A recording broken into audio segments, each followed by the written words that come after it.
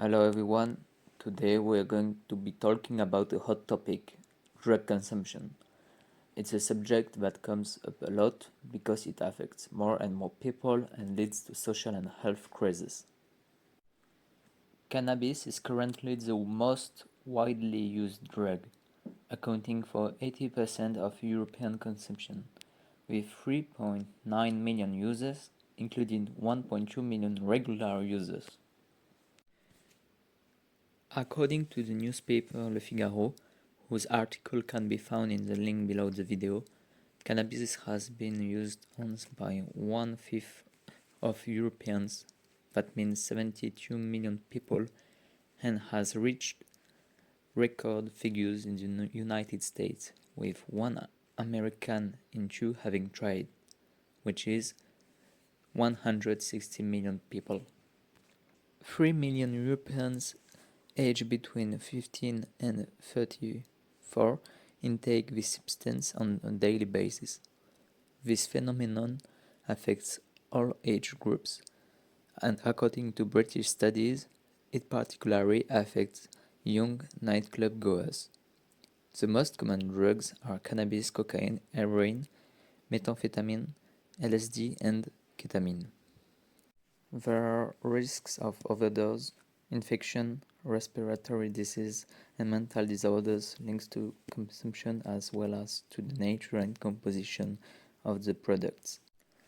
In this short video we take a look at drugs and in particular cocaine, a dope that is increasingly available to the general public and is wreaking havoc as it is sought after for its psychostimulant effects by all socio-professional categories.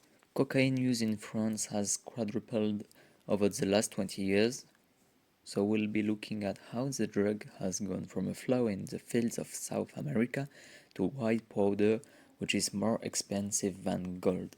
How to produce cocaine, or how far can we go to make money? Cocaine comes from the coca plant, while heroin comes from the poppy. The coca tree is a bush that only grows in 3 countries, Bolivia, Colombia and Peru, and its leaves are plucked. Farming families living below the poverty line sell their crops to armed groups. In order to buy equipment, these groups sell their purchases to the cartels, powerful groups linked to the drug business and dependent on a general staff, who enter into agreements with the aim of limiting competition by agreeing on prices and market shares. Within each group or independent clan developing its own business, several entities are organized around 4 main stages. The first, production, which receives crops from Colombia, Peru and Bolivia in Mexico and produces and processes the raw material. Followed by storage and shipping, which sells and trade with customers. The third, money laundering, carried out by experts. And finally, the killers, who protect the clan against other clans, cartels, and in particular the army. The raw materials are transported to laboratories, usually located in the middle of nowhere. A whole chemical process begins. The leaves are soaked in paraffin for a few days. The pressed mixture produces a white paste called the base paste, into which petrol and acids are added to produce pebbles. This is the oxidation stage. To give the product quality, the rocks must be crystallized using solvents and acid to obtain cocaine hydrochloride.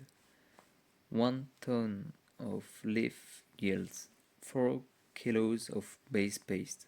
After crystallization, only 2 kilos of pure cocaine remain.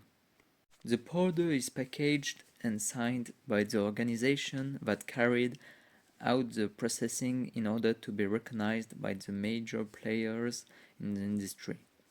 In South America, 1 kilo is worth 1000 euros, while in Europe it is worth 60,000. Shares are paid to the major state, which guarantees the clan's large-scale corruption of the public authorities, massive imports of pure fentanyl from China, and the provision of machinery imported from India to manufacture the tablets.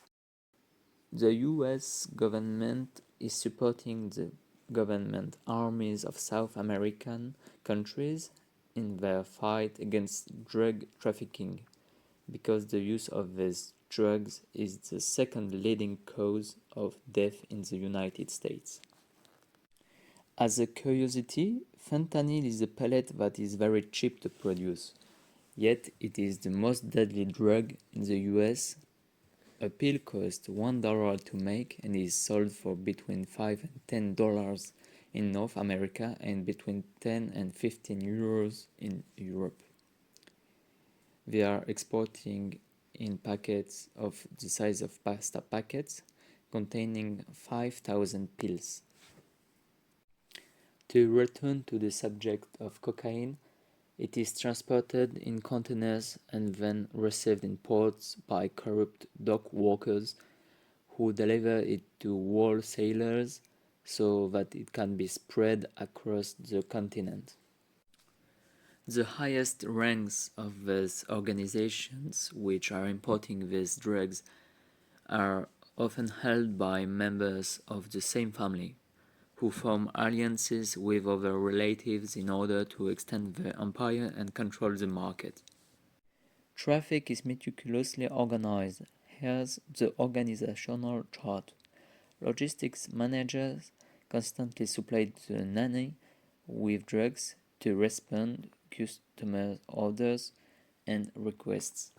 The nanny stores the substances in Airbnb rentals and then delivers them to the reloaders who distribute the drugs on the ground. The loader is the person who holds the drugs at the point of deal and the money to give change when the deliverer has a customer.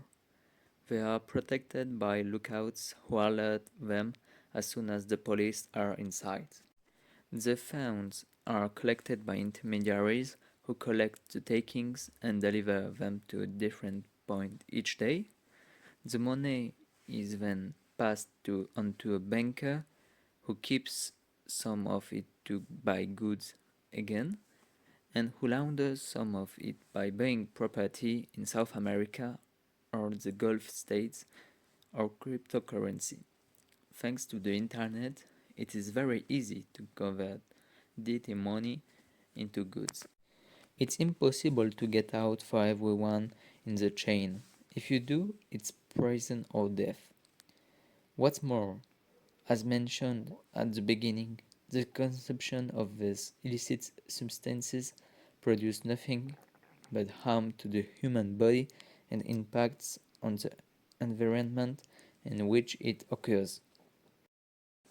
Addiction leads to no social life, no family, no money, no desire to live, and it's extremely difficult to get rid of it.